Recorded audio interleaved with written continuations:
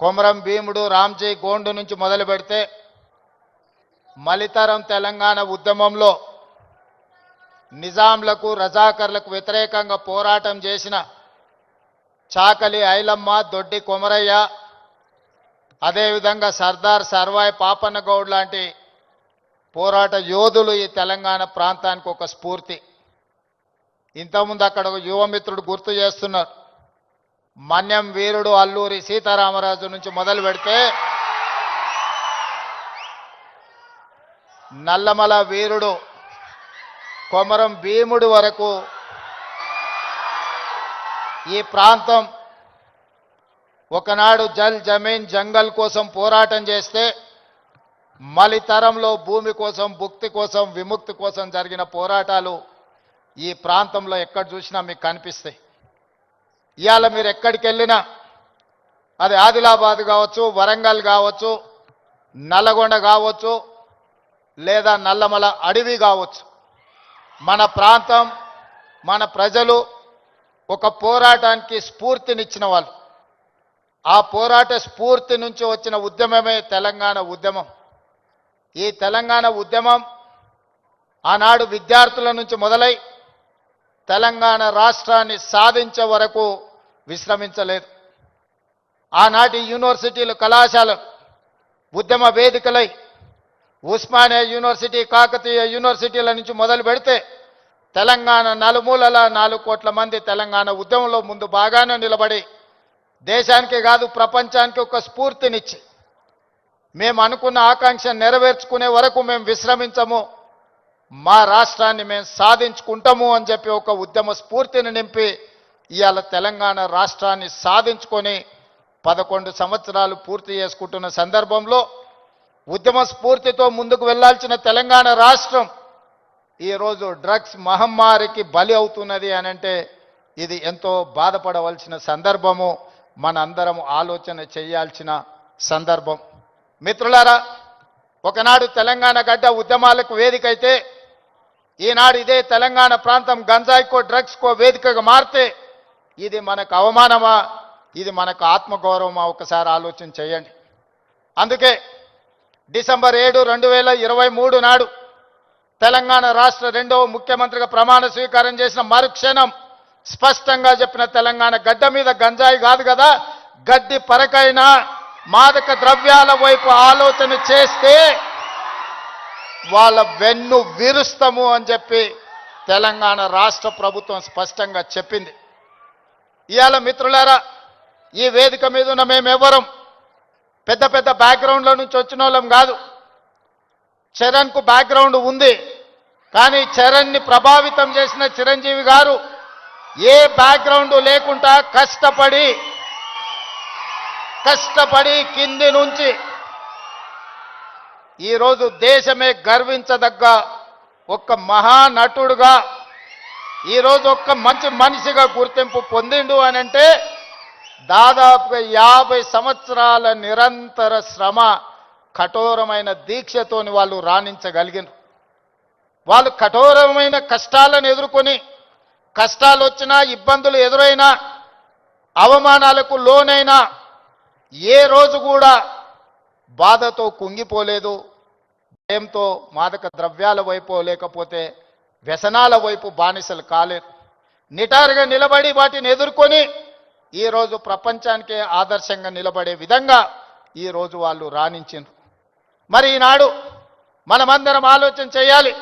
ఉద్యమ స్ఫూర్తి అయిన తెలంగాణ రాష్ట్రం, ఉద్యమాలతోనే సాధించుకున్న తెలంగాణ రాష్ట్రంలో ఈరోజు పాఠశాలల నుంచి కళాశాలల వరకు, కళాశాలల నుంచి యూనివర్సిటీల వరకు విద్యార్థులు గంజాయి ప్రభావితానికో లేకపోతే డ్రగ్స్ మహమ్మారికి బలైపోతున్నారు అని అంటే మనందరం చూసుకుంటూ కూర్చుందామా? ఒకసారి ఆలోచన చేయండి. అందుకే మిత్రులారా, ఈరోజు ప్రపంచ దేశాలలో అత్యధిక జనాభా ఉన్న దేశం భారతదేశం. కానీ ఈరోజు మీరు ఆలోచన చేయండి, మొన్న జరిగిన ఒలింపిక్స్ క్రీడల్లో పుల్లెల గోపీచంద్ గారు తయారు చేసిన వాళ్ళు కాస్తో కూస్తో మెడల్స్ సాధించి, సానియా మిర్జా కావచ్చు, లేకపోతే పివి సింధు కావచ్చు, లేదా నిఖత్ జరీన్ కావచ్చు, లేకపోతే సిరాజుద్దీన్ కావచ్చు, వీళ్ళు క్రీడలలో రాణించి ఈ దేశ ప్రతిష్టను కాపాడిన. ఒకవైపు 140 కోట్ల జనాభా ఉన్న భారతదేశం ఒలింపిక్స్లో ఒక్క గోల్డ్ మెడల్ సాధించలేదు అని అంటే ఇది ప్రపంచంలో మనకు అవమానం కాదా? ఒక్కసారి ఆలోచన చేయండి. ఈరోజు ఈ దేశంలో ఉన్న జనాభాలో 15 సంవత్సరాలు పైబడి 40 సంవత్సరాల లోపల ఉన్న యువత 68%. 140 కోట్ల జనాభాలో 68% యువత ఉన్న దేశం ప్రపంచంలో ఏకైక దేశం భారతదేశం. ఈ భారతదేశం ఒలింపిక్స్లో ఒక గోల్డ్ మెడల్ సాధించలేదు అని అంటే మనందరం ఆలోచన చేసి ఈరోజు ఒక నిర్ణయం తీసుకోవాలి. అందుకే మిత్రులారా, ఈరోజు మీ అందరినీ వేదిక మీద నుంచి ఈడికొచ్చిన వాళ్ళు వందల మందే ఉండొచ్చు, కానీ తెలంగాణ రాష్ట్రంలో ఉన్న లక్షలాది మంది విద్యార్థులను ఈ వేదిక మీద నుంచి నేను అడుగుతున్న మీ రేవంత్ అన్నగా, ఇది మన దేశానికి మన రాష్ట్రానికి గౌరవాన్ని తెచ్చిపెట్టేదేనా? ఈ గంజాయికి బానిసలం అయితే ఈరోజు ఈ దేశం మనుగడ సాధిస్తుందా? ఇంతకుముందు మిత్రులు చెప్పినట్టు మన దేశం యొక్క యువ సంపదను నిర్వీర్యం చేయాలి అంటే విజయ్ దేవరకొండ ఒక అంశాన్ని ప్రస్తావించండు. ప్రపంచ దేశాల ఆర్థిక వ్యవస్థను అధిగమించి సాంకేతికంగా అన్ని రకాలుగా ఈ దేశం ముందుకు వెళ్తే ఈ దేశాన్ని ఇంకా ఎదుర్కోలేము అన్నవాళ్ళు ఏదో రకంగా మనల్ని దెబ్బతీయాలని చూస్తారు. ఆ దెబ్బతీయడానికి ఒకరు యుద్ధం ఎన్నుకోవచ్చు, ఇంకొకరు కోవిడ్ని ఎన్నుకోవచ్చు, ఇంకొకరు గంజాయి లేదా డ్రగ్స్ ఎన్నుకోవచ్చు. శత్రులు ఏమైతే కోరుకుంటున్నారో, ఏ ఆలోచనతో ఈ దేశాన్ని నిర్వీర్యం చేయాలనుకుంటున్నారో అందులో మనం భాగస్వాములం అవుదామా, వాటిని ఎదుర్కొని నిటారుగా నిలబడదామా? ఈరోజు ఆలోచన చేయండి మిత్రులారా. ఇవాళ పంజాబ్, హర్యానా ప్రాంతాలలో, దేశ సరిహద్దు ప్రాంతాలలో దేశ రక్షణకు ఉక్కు కవచంగా నిలబడ్డ పంజాబ్ రాష్ట్రం పోరాటాలకు దేశ స్వతంత్రంలో అగ్రభాగాన నిలబడ్డ పంజాబ్ ఈరోజు డ్రగ్స్ మహమ్మారిలో కొట్టుకుపోతుంది. ఇవాళ పంజాబ్ రాష్ట్రం నిర్వీర్యమైంది. అక్కడి యువత బానిసలుగా మారి గంజాయికు డ్రగ్స్కు లోనై ఈరోజు ఆ కుటుంబాలు ఈరోజు అంతులేని దుఃఖంలో మునిగి తేలుతున్నారంటే దీనికి కారణాన్ని మనం ఆలోచన చేయాల్సిన అవసరం ఉన్నది. ఇవాళ ఒకనాడు యుద్ధం అంటేనే పంజాబీ వీరులు యుద్ధంలో ముందు బాగానే నిలబడి దేశాన్ని గెలిపించిన వాళ్ళు. ఈరోజు మరి అలాంటి వీరులున్న పంజాబ్ రాష్ట్రం నిర్వీర్యం అయిపోయి అక్కడ యువత గంజాయి డ్రగ్స్కి బానిసలు అవుతున్నారు అని అంటే ఇది ఎంత వేగంగా మనల్ని కబలిస్తుందో ఒక్కసారి ఆలోచన చేయండి. అందుకే డిసెంబర్ 7, 2023 నాడు బాధ్యత చేపట్టిన తర్వాత ఉన్నతాధికారులను, మా మంత్రివర్గ సహచరులను సమీక్షకు పిలిచి స్పష్టమైన ఆదేశాలు ఇచ్చిన. ఈ రాష్ట్ర సరిహద్దుల్లో ఎవరైనా కాలు పెట్టాలి అని అంటే 100 సార్లు ఆలోచన చెయ్యాలి. ఈ ప్రాంతంలో అడుగు పెడితే తిరిగి పోము. అది గంజాయి అయినా, అది డ్రగ్స్ అయినా, ఇంకే రకమైన మాదక ద్రవ్యాలు తెలంగాణ సరిహద్దులను దాటనివ్వద్దు. అవసరమైతే సరిహద్దులు దాటి వాళ్ళ వెన్ను విర్చాలి అని చెప్పి ఈరోజు నేను మా అధికారులకు ఆదేశాలు ఇచ్చిన. ఇవాళ ఈ అంతర్జాతీయ డ్రగ్స్ నియంత్రణ ఈ దినోత్సవం ఈరోజు ఈ కార్యక్రమంలో యువ మిత్రులు రామ్ చరణ్ కావచ్చు, విజయ్ దేవరకొండ కావచ్చు, వాళ్ళు ఎంత బిజీ స్కెడ్యూల్ ఉన్నా ఇవాళ మేమందరం కూడా ఇక్కడ ఎందుకు వచ్చినామంటే ఈ యువతకు ఒక స్ఫూర్తిని ఇవ్వాలి, ఈ యువతకు ఒక సందేశాన్ని ఇవ్వాలి, తెలంగాణ రాష్ట్రం దేశానికి ఆదర్శంగా నిలబడాలి అని. అదేవిధంగా మిత్రులారా, ఈరోజు తెలంగాణ రాష్ట్రం అంటే ఒక ఐటీ హబ్, ఈరోజు తెలంగాణ రాష్ట్రం అంటే ఒక ఫార్మా హబ్, ఈరోజు ఈ తెలంగాణ రాష్ట్రం మీరందరూ మనమందరం ఉండంగా ఇది ఒక గంజాయికో డ్రగ్స్కో హబ్గా మారితే మనందరము ఈరోజు విఫలమైనట్టే, తెలంగాణ రాష్ట్రానికి అన్యాయం చేసిన వాళ్ళం అవుతాం. అందుకే ఈరోజు ఏ పాలసీ లేని తెలంగాణ రాష్ట్రానికి స్పోర్ట్స్ పాలసీని తీసుకొచ్చినాం. యువతను సరైన మార్గంలో పెట్టాలి, వాళ్ళకు అవకాశాలు కల్పించాలి, వాళ్ళని అభివృద్ధి పదం వైపు నడిపించాలి. అందుకే నూతన విధానం ద్వారా యంగ్ ఇండియా స్కిల్స్ యూనివర్సిటీని తీసుకొచ్చినాం. ఈరోజు ప్రతి సంవత్సరం 1,10,000 మంది ఇంజనీరింగ్ విద్యార్థులు గ్రాడ్యుయేట్స్ అవుతుంటే 1,10,000 మందికి ఇంజనీరింగ్ పట్టాలు ఇస్తున్నాం. కానీ వాళ్ళకి సరైన సాంకేతిక పరిజ్ఞానాన్ని సరైన అనుభవాన్ని మనం అందించలేకపోతున్నాం. అందుకే ఒక పక్కన డిమాండ్ ఉంది, ఇంకొక పక్కన సప్లై ఉంది. కానీ డిమాండ్ సప్లై మధ్యలో there is an gap between demand and supply. అందుకే ఈరోజు ఆ డిమాండ్ అండ్ సప్లైని బ్యాలెన్స్ చేయడానికి యంగ్ ఇండియా స్కిల్స్ యూనివర్సిటీని ఈ రాష్ట్రంలో ఉన్న యువకులకు సాంకేతిక నైపుణ్యాన్ని నేర్పించి ప్రపంచ దేశాలను శాసించే విధంగా మన యువతకు శిక్షణ ఇవ్వాలి అని ఈరోజు యంగ్ ఇండియా స్కిల్స్ యూనివర్సిటీని ప్రారంభించుకున్నాం. అదేవిధంగా ఒలింపిక్స్ చూసిన తర్వాత నేను కొన్ని దేశాలు వెళ్ళొచ్చిన. సౌత్ కొరియా 4 అంటే ఒక హైదరాబాద్ జనాభా ఎంత ఉంటుందో అంత జనాభా ఉన్న ప్రాంతంలో ఈరోజు ఒలింపిక్స్లో 32 మెడల్స్ వచ్చినాయి. 32 గోల్డ్ మెడల్స్లో ఒకే ఒక సౌత్ కొరియన్ స్పోర్ట్స్ యూనివర్సిటీ అని ఒక 30 ఎకరాలలో ఉన్న యూనివర్సిటీలో 16 గోల్డ్ మెడల్స్ వచ్చినాయి. 16 గోల్డ్ మెడల్స్లో ఒక అమ్మాయికి 3 గోల్డ్ మెడల్స్ ఒలింపిక్స్లో సాధించింది. సౌత్ కొరియాలో ఒక అమ్మాయి 3 గోల్డ్ మెడల్స్ సాధిస్తే 140 కోట్ల జనాభా ఉన్న భారతదేశం ఒక గోల్డ్ మెడల్ సాధించలేదంటే ఆ దేశంలో ఉన్న ఒక అమ్మాయితో 140 కోట్ల మంది మనం పోటీ పడలేకపోతున్నాము అని అంటే ఇది ఆలోచన చెయ్యాలి. అందుకే ఈరోజు వీటన్నిటిని చూసినాం. ఆస్ట్రేలియన్ యూనివర్సిటీ, సౌత్ కొరియన్ యూనివర్సిటీలతోని ఒప్పందాలు చేసి అక్కడి నుంచి కోచ్లను, అక్కడి నుంచి నిపుణులను రప్పించి తెలంగాణను ఒక స్పోర్ట్స్ హబ్గా తీర్చిదిద్దాలి అని యంగ్ ఇండియా స్పోర్ట్స్ యూనివర్సిటీని ఈ మధ్యలోనే మనం పాలసీని అడాప్ట్ చేసుకున్నాం. రాబోయే రోజుల్లో తెలంగాణ రాష్ట్రం అంటే ప్రపంచ దేశాలు క్రీడల శిక్షణ ఇవ్వడానికి హైదరాబాదు నగరానికి వెళ్ళాలి అనే విధంగా దీని అభివృద్ధి పదం వైపు నడిపించాలని ఈరోజు స్పోర్ట్స్ పాలసీని తీసుకొచ్చినాం. అందుకే ఈరోజు మీరందరూ ఆలోచన చేయండి, మీరందరూ భాగస్వాములు కాండి. ఈ రాష్ట్రాన్ని బలంగా నిర్మించినప్పుడే ఈ దేశం బలపడుతుంది. ఈ దేశం బలపడ్డప్పుడే ప్రపంచ దేశాలతో పోటీ పడగలుగుతాం. ఈ రోజు మనం అందుకే తెలంగాణ రైజింగ్ 2047 అని ఒక విజన్ డాక్యుమెంట్ను, ఒక విజన్ని మనం ఈరోజు తెచ్చుకోవాలని అనుకుంటున్నాం. ఈ విజన్లో భాగంగా క్రీడలలో రాణించడమే కాదు, ఆర్థికంగా బలపడాలి. 10 సంవత్సరాలలో $1 ట్రిలియన్ ఎకానమీకి రీచ్ అవ్వాలి. 22 సంవత్సరాలలో $3 ట్రిలియన్ ఎకానమీకి తెలంగాణ రాష్ట్రాన్ని ముందుకు తీసుకువెళ్ళాలి అని చెప్పి ఈరోజు తెలంగాణ రైజింగ్ 2047 విజన్ డాక్యుమెంట్ని మనం ప్రణాళిక చేసుకుంటున్నాం. అందుకే రాష్ట్ర ప్రభుత్వం అన్ని రకాలుగా తెలంగాణ రాష్ట్రంలో ఉండే యువతకు శిక్షణ ఇవ్వాలి, అవకాశాలు కల్పించాలి.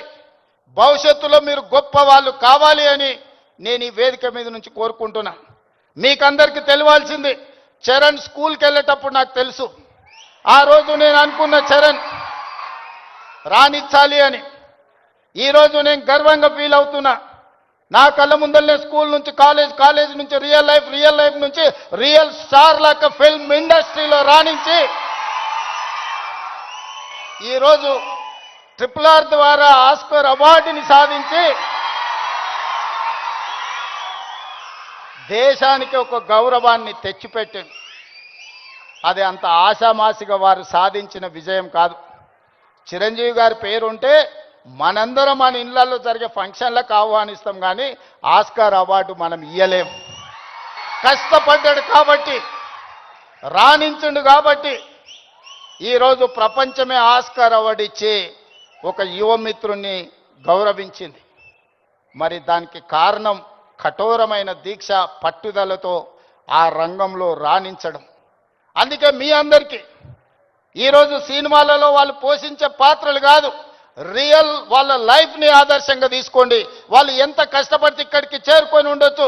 విజయ్, నేను అప్పుడప్పుడు చెప్తా ఉంటా మీకు అందరికీ, నల్లమల అడవులో నుంచి నేను ఇంత దూరం వచ్చా. ఒక ZPTC, MLC, MLA, MP, Congress president, ముఖ్యమంత్రి 16 సంవత్సరాలల్లా ఒక్కొక్క అడుగేసుకుంటూ 2016లో నేను మొదలుపెట్టిన ప్రయాణం 2023 తెలంగాణ రాష్ట్రానికి ముఖ్యమంత్రిగా ఈరోజు బాధ్యత చేపట్టిన. అదే నల్లమల అడవి నుంచి వచ్చిన వాడు విజయ్ దేవరకొండ. మా పక్క ఊరు పాలమూరు నుంచి ఈరోజు మీ అందరి అభిమానాన్ని సాధించిందంటే కష్టం లేకుండా కమిట్మెంట్ లేకుంటే ఇంత దూరం రారు. వాళ్ళ నిజ జీవితాలను ఆదర్శంగా తీసుకోండి. వాళ్ళు సినిమాలలో పోషించిన కొన్ని పాత్రలు పాజిటివ్ ఉండొచ్చు, నెగటివ్ ఉండొచ్చు, అవి కాదు మనకు ఆదర్శం. ఈరోజు రాణించాలి అంటే కష్టపడాలి, కష్టపడాలి అంటే కమిట్మెంట్ ఉండాలి. అందుకే ఈరోజు స్కూళ్ళలో, కాలేజీలో ఎక్కడైనా ఈ మాదక ద్రవ్యాలకు సంబంధించిన సమాచారం ఉంటే పోలీసులకు మీరే చేరవేయండి. ఇంతకుముందే టోల్ ఫ్రీ నెంబర్ని మీకు అందరికీ డిస్ప్లే చేసిండ్రు. నో డ్రగ్స్ అనే దానికి మీరే వారధులుగా కాండి. ఇన్ఫర్మేషన్ వ్యవస్థనే పోలీస్ వ్యవస్థను బలోపేతం చేస్తుంది. ఈరోజు నియంత్రించాలి అంటే సమాచారం ఉండాలి. సమాచారం ఉండాలి అంటే ఆ సమాచారం కాలేజీలలో చదువుకుంటున్న విద్యార్థులు, పాఠశాలల్లో చదువుకుంటున్న విద్యార్థులు టోల్ ఫ్రీ నెంబర్కు మీరు సమాచారం అందించండి. తప్పకుండా వాటిని నియంత్రిస్తాం. ఈ వేదిక మీద నుంచి పాఠశాల, కళాశాలల యజమానులకు కూడా నేను సూచన చేస్తున్నా, రేపు మీ కళాశాలలో ఇట్లాంటి అసాంఘిక కార్యక్రమాలు జరిగితే దానికి మీరే బాధ్యత వహించాల్సి ఉంటుంది. ఎందుకంటే తల్లిదండ్రులు మీ మీద నమ్మకంతో, విశ్వాసంతో లక్షలాది రూపాయలు ఫీజులు చెల్లించి పిల్లల్ని మీ పాఠశాలలు, మీ కళాశాలలకు పంపిస్తే మీరు చదువు చెప్పడంతోనే మీ బాధ్యత అయిపోయింది అనుకుంటే కుదరదు. వాళ్ళు ఏ విధంగా వ్యవహరిస్తున్నారో, వాళ్ళు ఎలాంటి వ్యసనాలకు లోనవుతున్నారో పర్యవేక్షించాల్సిన బాధ్యత యాజమాన్యాల మీద ఉన్నది. రాబోయే రోజుల్లో మా డీజీపీ, నా యాంటీ నార్కటిక్స్ అధికారులకు నేను ఆదేశాలు ఇస్తున్నా. ఏ కళాశాల, ఏ స్కూలు ప్రాంగణంలో ఎక్కడైనా గంజాయి, డ్రగ్స్ ఆనవాళ్ళు దొరికితే యాజమాన్యాలను కూడా కేసుల్లో పెట్టండి. వాళ్ళ బాధ్యత. మనము నమ్మి మన పిల్లల్ని వాళ్ళ స్కూళ్ళకు, వాళ్ళ కాలేజీలకు పంపిస్తే లక్షలాది రూపాయల ఫీజులు కడితే వాళ్ళను పర్యవేక్షించకుండా, బాధ్యత తీసుకోకుండా ఫీజులు తీసుకుంటాం కానీ బాధ్యత తీసుకోము అంటే కుదరదు. ఖచ్చితంగా ఆ స్కూలు, కాలేజీ యాజమాన్యాలు కూడా బాధ్యత తీసుకోవాలి. మీరు ఎట్లయితే సైన్స్, మ్యాథమెటిక్స్, ఇంగ్లీష్ చెప్పడానికి టీచర్లను పెట్టుకుంటున్నారో, మీరు ఎట్లయితే స్పోర్ట్స్ కోసం మీరు టీచర్స్ని రిక్రూట్ చేస్తున్నారో, పిల్లల బిహేవియరల్ చేంజెస్ను కూడా గమనించడానికి చైల్డ్ సైకాలజీ అవగాహన ఉన్న వాళ్ళని కూడా ప్రొఫెషనల్స్ను మీ కాలేజీల్లో, స్కూళ్ళల్లో పెట్టుకోండి. పిల్లల ప్రవర్తనలో మార్పు గమనించాలి. ఎందుకంటే తల్లిదండ్రులు ఉద్యోగము లేకపోతే ఉపాధి పనుల్లో పడి వాళ్ళు సమయం పిల్లలతో కేటాయించలేకపోతున్నారు. అందుకే majority time kids are spending in their schools. So అక్కడనే వాళ్ళని గమనించాలి. వాళ్ళ ప్రవర్తనలో కానీ, వాళ్ళ ఆలోచనలో కానీ, వాళ్ళ వ్యవహార శైలిలో మార్పును గుర్తించవలసిన బాధ్యత స్కూల్ యాజమాన్యం మీద, టీచర్ల మీద ఉన్నది. దయచేసి స్కూల్ యాజమాన్యులకు, టీచర్లకు కూడా నా సూచన, మీ బాధ్యత అది, మీ సోషల్ రెస్పాన్సిబిలిటీ. మీరు ఖచ్చితంగా ఈ విషయంలో ప్రత్యేకమైన దృష్టి పెట్టాలి. రాబోయే రోజుల్లో గవర్నమెంట్ నుంచి కూడా నేను కలెక్టర్స్ అండ్ చీఫ్ సెక్రటరీ, ఇతర అధికారులకు నేను ఆదేశాలు ఇస్తున్నా. ఈ పాఠశాల, కళాశాలల యాజమాన్యులతోటి మీరు ఒక ప్రత్యేకమైన సమావేశం పెట్టండి, ఒక ఓరియంటేషన్ ఇవ్వండి, వాళ్ళకు ఒక అవగాహన కల్పించండి. యాజమాన్యులకు కూడా వాళ్ళ బాధ్యతలను గుర్తు చేయండి. ఇది మీ బాధ్యత. మీ బడికి తల్లిదండ్రులను నమ్మి పిల్లల్ని పంపిస్తే పాఠశాలలే ఇవాళ రేపు గంజాయి, చాక్లెట్లకు వేదికలు అవుతున్నాయి.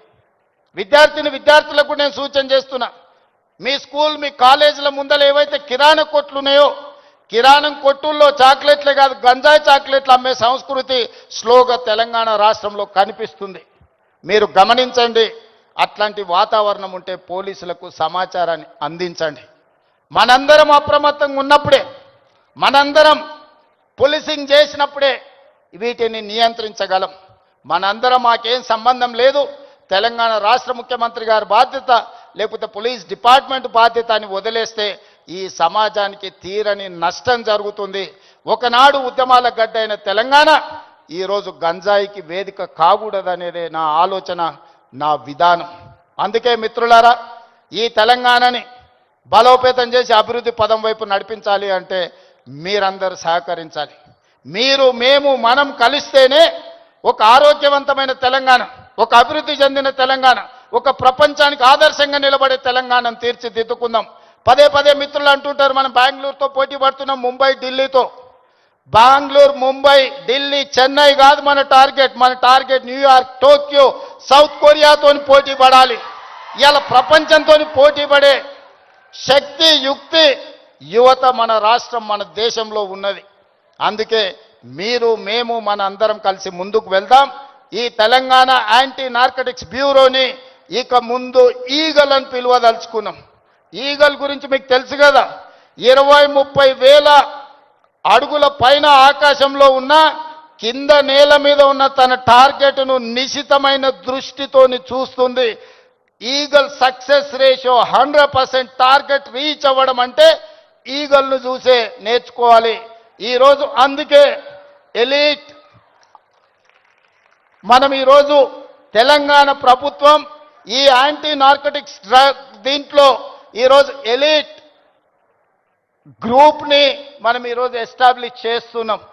ఎందుకంటే ఈ డ్రగ్స్ ఎన్ఫోర్స్మెంట్ లాని చేయడానికి ఈగల్ అనే ఒక ఆర్గనైజేషన్ని క్రియేట్ చేస్తున్నాం. రేపు పొద్దుగాల అడవుల్లో గంజాయి పండించే వాళ్ళని కూడా ఈరోజు మనం ఈగల్కి ట్రైనింగ్ ఇస్తున్నాం. ఈ మధ్యకాలంలో యాంటీ డ్రోన్ ట్రైనింగ్ ఇచ్చినాం. ఎక్కడైనా వివిఐపీలు ఉన్న ప్రాంతంలో ఈగలు ఉంటే Sandeep give it to me.